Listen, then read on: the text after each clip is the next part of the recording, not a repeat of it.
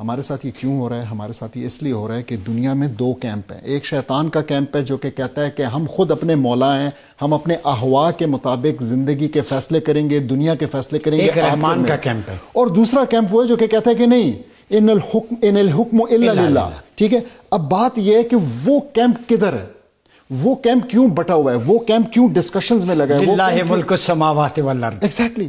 تو اب ضرورت اس بات کی ہے کہ وہ کیمپ سامنے آئے اور وہ کہے کہ جی ہم اب مزید ان بہانوں کے پیچھے چھپنے والے نہیں ہیں جن میں ہمیں لگایا گیا ہے کہ نہیں جی یہ اسلام ہے، یہ اسلامی ریاست ہے، ایسے ہم اس سے نکل کے ہم اب اس بات کی طرف جائیں کہ یہ نہیں ہے، اور اسلام کا اپنا ایک نظام ہے، اپنا ایک ڈھانچہ ہے جس کی تکمیل پاکستان بھی بات کرتا ہے، اس کا نام ہی خلافت ہے، وہ مسلمانوں کی، تمام مسلمانوں کی ہوتی ہے، اس میں ایک لیڈر ہوتا ہے، اس میں شریعہ پوری کی پوری امپلیمنٹ ہوتی ہے. جو کوئی بھی نہیں چاہتا اس کیمپ میں سے، تو کوئی بھی نہیں چاہتا، وہ سارے لوگ جو یہ نہیں چاہتے ہیں سامنے آ گئے.